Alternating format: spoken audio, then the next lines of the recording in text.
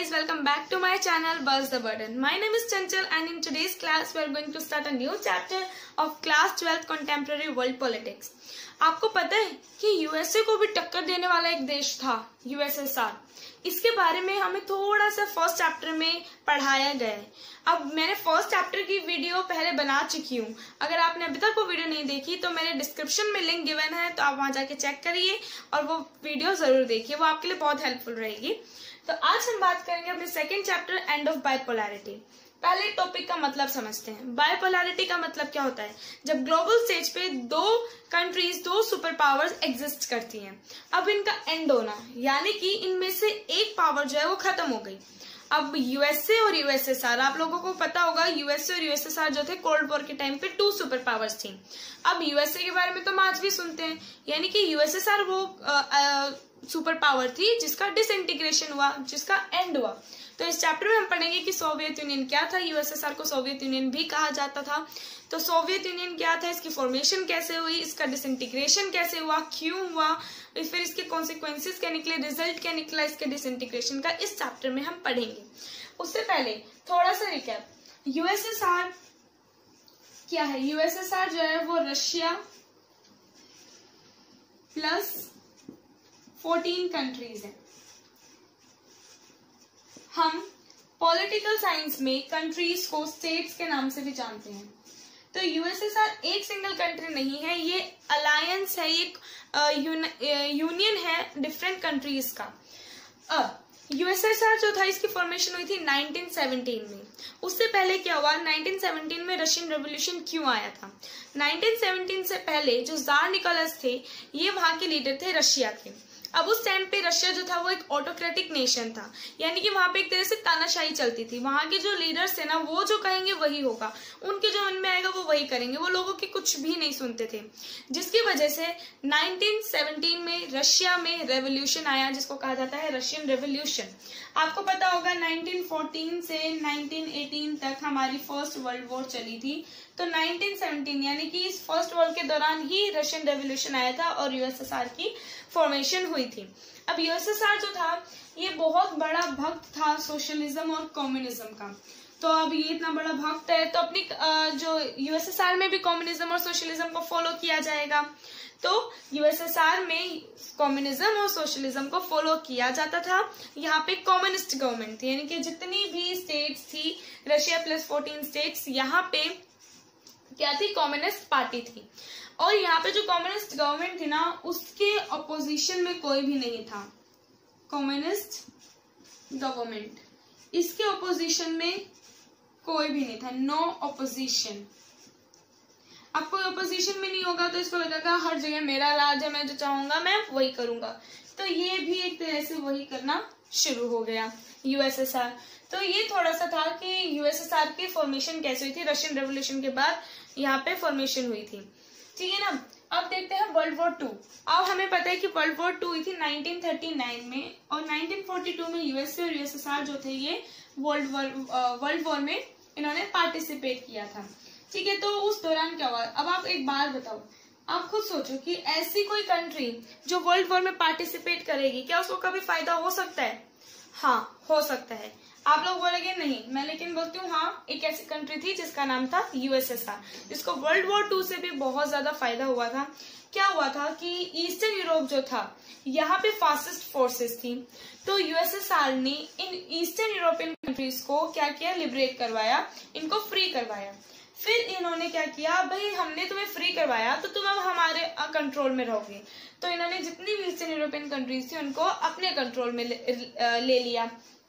अब वहां पे इन्होंने क्या किया? वहां पे इन्होंने कम्युनिस्ट गवर्नमेंट सेट कर दी कि उनके जितने भी इकोनॉमिक मॉडल थे अब इनके हाथ में आ गए, यानी कि यहाँ पे किस चीज की प्रोडक्शन की जाएगी, यहाँ किस चीज की कंजप्शन की जाएगी, यहाँ कैसा बिजनेस सेटअप किया जाएगा, कौन सा बिजनेस यहाँ सेटअप नहीं होगा, किस तरह से मनी को स्पेंड किया जाएगा, वो सब कुछ अब यूएसएसआर डिसाइड करेगा, ठीक है। और सोशलिज्म का क्या मतलब होता है कि स्टेट ओनरशिप, यानी कि स्टेट ओनरशिप जो होगी वो सब कुछ ध्यान रखेगी। स्टेट ओनरशिप क्या होता है कि कोई भी प्राइवेट प्रॉपर्टी नहीं होगी, जितना भी लैंड और प्रोडक्टिव एसेट्स हैं वो सारे के सारे स्टेट के हैंड्स में रहेंगे, तो ये था वर्ल्ड वॉर 2। और हाँ, ईस्टर्न यूरोप और यूएसएसआर की जो अलायंस बनी थी, जो आपने कोल्ड वॉर में भी पढ़ा था, उसमें क्या था, उसे वॉर्सो पैक्ट के नाम से जाना जाता है। और इस ब्लॉक को सोवियत ब्लॉक या फिर सोशलिस्ट ब्लॉक के नाम से जाना जाता है, और इसे सेकेंड वर्ल्ड के नाम से भी जाना जाता है। यानी कि सोवियत ब्लॉक कह लो,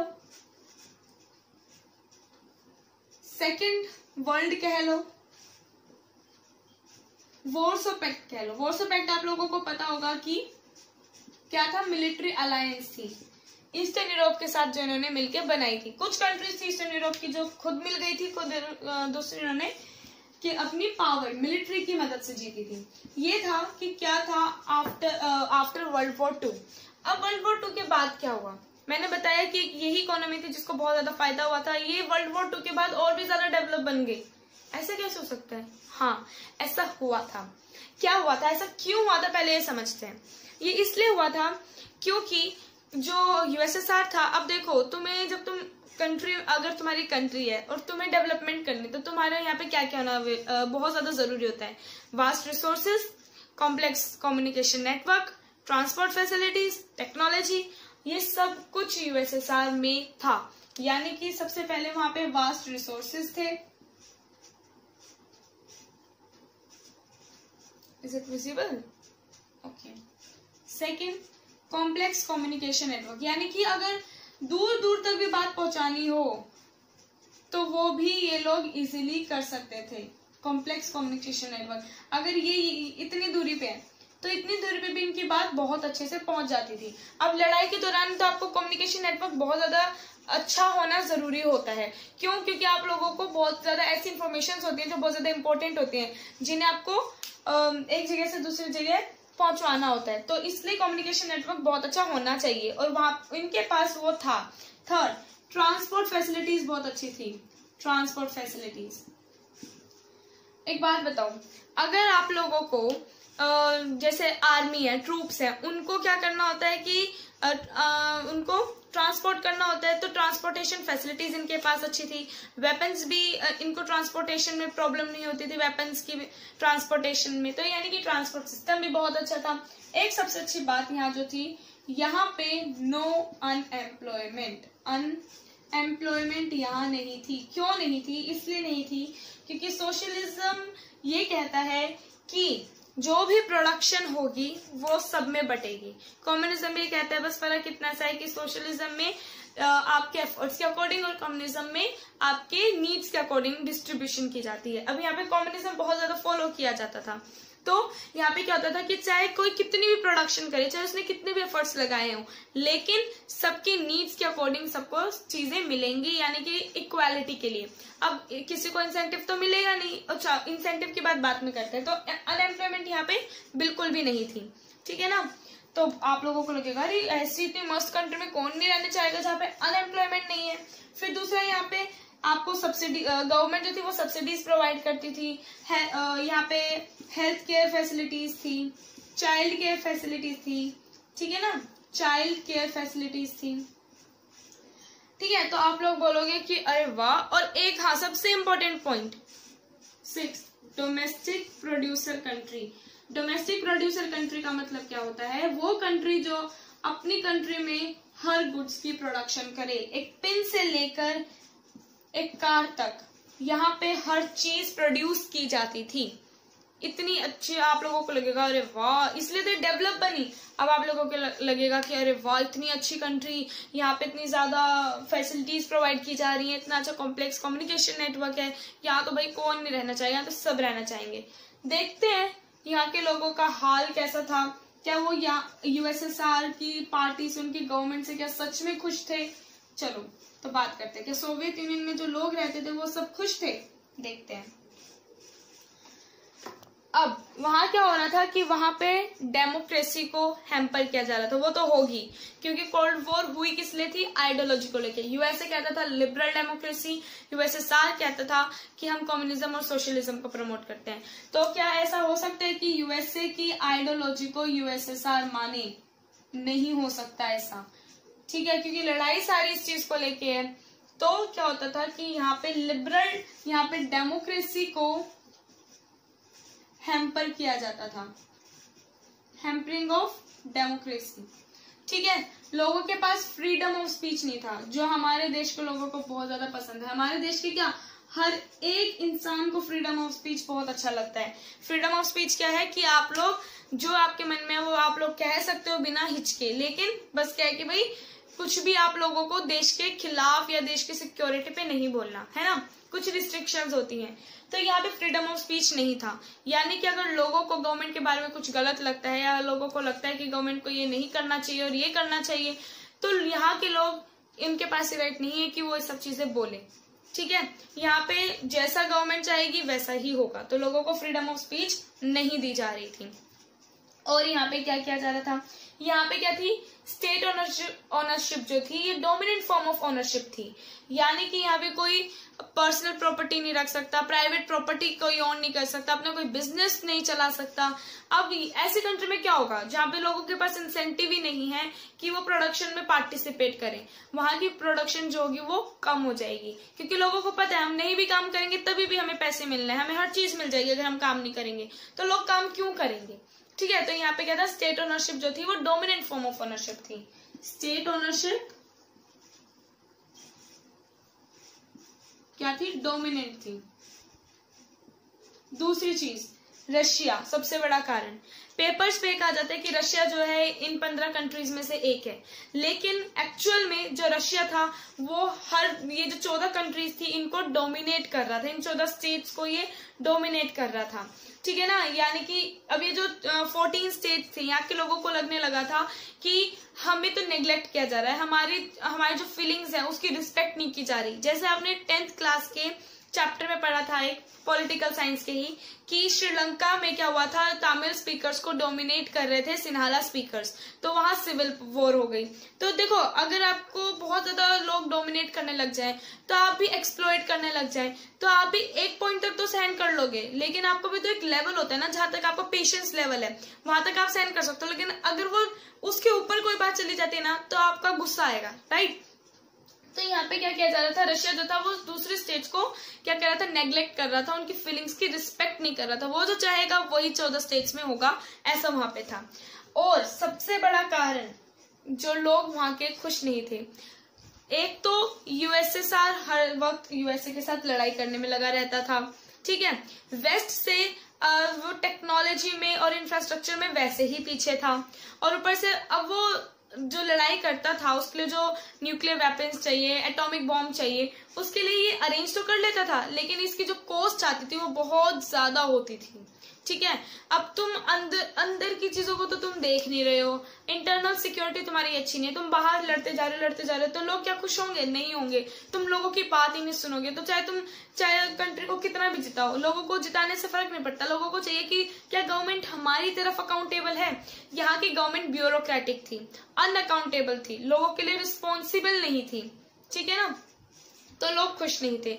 और एक सबसे बड़ा कारण जो डिसइंटीग्रेशन हुआ सोवियत यूनियन का, आप पढ़ोगे आगे, वो क्या है, अफगानिस्तान इन्वेजन। अफगानिस्तान जो वॉर हुई थी ये बहुत ही इंपॉर्टेंट है किसके, सोवियत यूनियन के डिसइंटीग्रेशन में। ठीक है ना, इसका बहुत बड़ा हाथ है। क्या हुआ था, इधर समझते हैं, ध्यान से समझ रहे हैं, सच में बहुत इंपॉर्टेंट है। देखो क्या हुआ, यूएसएसआर ये है, ये यूएसएसआर, ये मैं रब कर देती हूँ, और यहाँ पे यूएसए, और यहाँ पे आ जाता है अफगानिस्तान, यहाँ पाकिस्तान।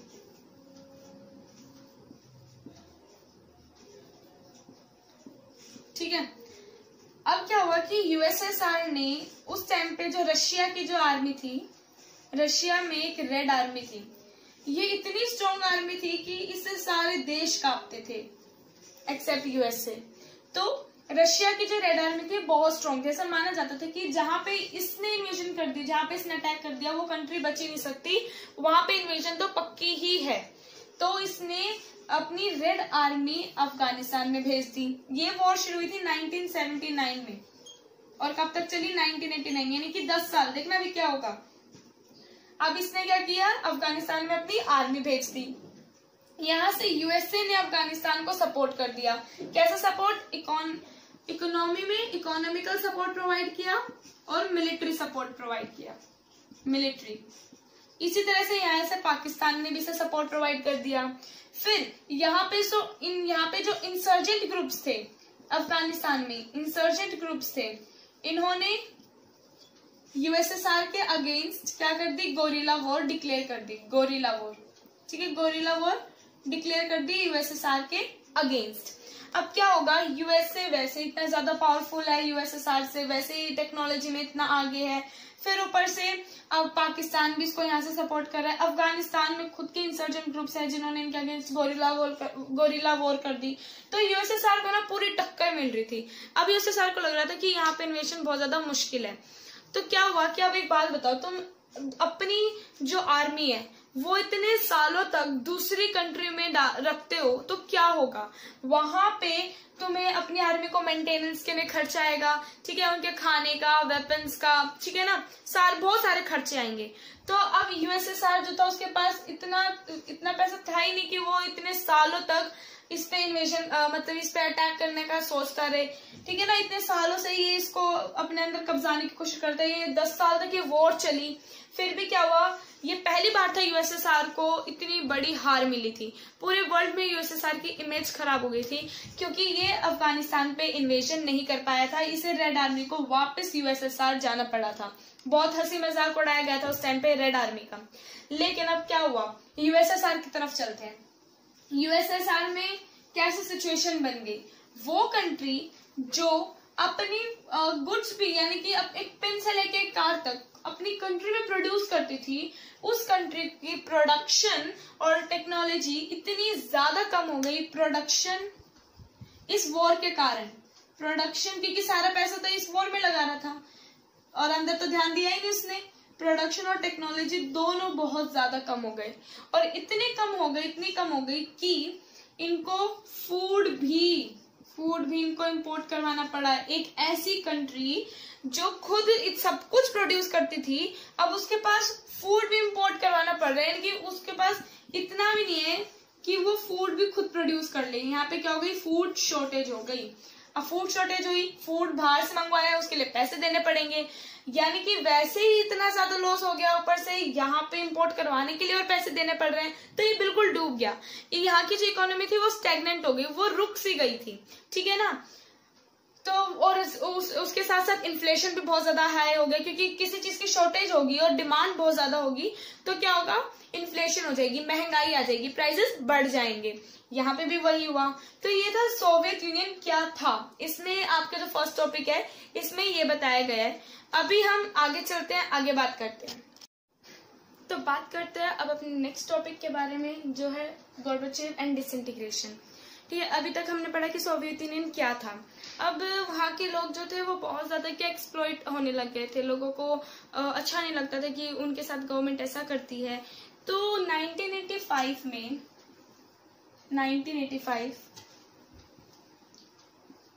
में मिखेल गोर्बाचेव आए। मिखेल गोर्बाचेव जो कि सोवियत यूनियन के जनरल सेक्रेटरी बने। मैं सारा नहीं लिखूंगी क्योंकि मैं इसके आपको नोट्स प्रोवाइड कर दूंगी। सारा लिखती तो बहुत ज्यादा टाइम कंज्यूम होता है, इसलिए। तो मिखेल गोर्बाचेव जो थे वो 1985 में जनरल सेक्रेटरी बने। जनरल सेक्रेटरी जैसे हमारे यहाँ पे प्राइम मिनिस्टर होता है, सोवियत यूनियन में जनरल सेक्रेटरी हुआ करते थे।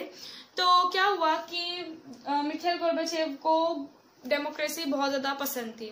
वो चाहते थे कि लोगों के पास उनका हक होना चाहिए, जो वो चाहते हैं गवर्नमेंट से वो बोल सके। अगर गवर्नमेंट की कोई चीज उन्हें अच्छी नहीं लगती तो वो गवर्नमेंट के अगेंस्ट प्रोटेस्ट कर सके, आवाज उठा सके। तो बेसिकली वो डेमोक्रेसी जो थी वो सोवियत यूनियन में लेके आना चाहते थे। वो वेस्ट के साथ अपने जो रिलेशंस है वो अच्छा करना चाहते थे। ऐसा इसलिए करना चाहते थे क्योंकि वो वेस्ट के साथ, हमें पता है, हमने पढ़ा कि वेस्ट से जो यूएसएसआर था वो वेस्ट से टेक्नोलॉजी और इंफ्रास्ट्रक्चर में पीछे था। तो वो सोवियत यूनियन को इंफ्रास्ट्रक्चर और टेक्नोलॉजी में वेस्ट के साथ रखना चाहते थे, वेस्ट से आगे लेके जाना चाहते थे, इसलिए वो चाहते थे कि वो डेमोक्रेसी को यहाँ एस्टैब्लिश करें, क्योंकि उन्हें पता था डेमोक्रेसी को एस्टैब्लिश किए बिना ऐसा नहीं हो सकता। तो ये पॉलिटिकल और इकोनॉमिकल रिफॉर्म्स लेकर आना चाहते थे सोवियत यूनियन में। क्या हुआ उसी टाइम पे जब मिखाइल गोर्बाचेव जो थे वो जनरल सेक्रेटरी थे, उस टाइम पे जो ये ईस्टर्न यूरोप था, जो बेलारूस हो गया, ईस्टर्न यूरोप जैसे बेलारूस, यूक्रेन, बाल्टिक, इन कंट्रीज ने रशिया के डोमिनेंस के अगेंस्ट प्रोटेस्ट करने लगे, क्योंकि रशिया जो था वो हर चीज यहाँ अप्लाई करता था, वो जो चाहेगा इन कंट्रीज में सिर्फ वही होगा। अब एक बात बताओ, एक आप पे कोई एक ऐसा रूल करने लग जाए जो आपके कल्चर, आपके लैंग्वेज, जो आपकी फीलिंग्स, जो आपके प्रिंसिपल्स हैं उनके बारे में कुछ जानता ही नहीं है, बस वो आप पे रूल कर रहा है, तो क्या आप उस रूल को एक्सेप्ट करोगे? कभी भी नहीं करोगे। ऐसे ही इन लोगों ने भी ये भी टाइम टू टाइम प्रोटेस्ट करते रहते थे रशिया के अगेंस्ट। तो रशिया क्या करता था, 1985 से पहले अपनी रेड आर्मी को यहाँ भेज दिया करता था ताकि वो इस प्रोटेस्ट को सप्रेस कर सके। लेकिन इस टाइम पे जब मिखाइल गोर्बाचेव जनरल सेक्रेटरी बने तो उन्होंने ऐसा नहीं किया।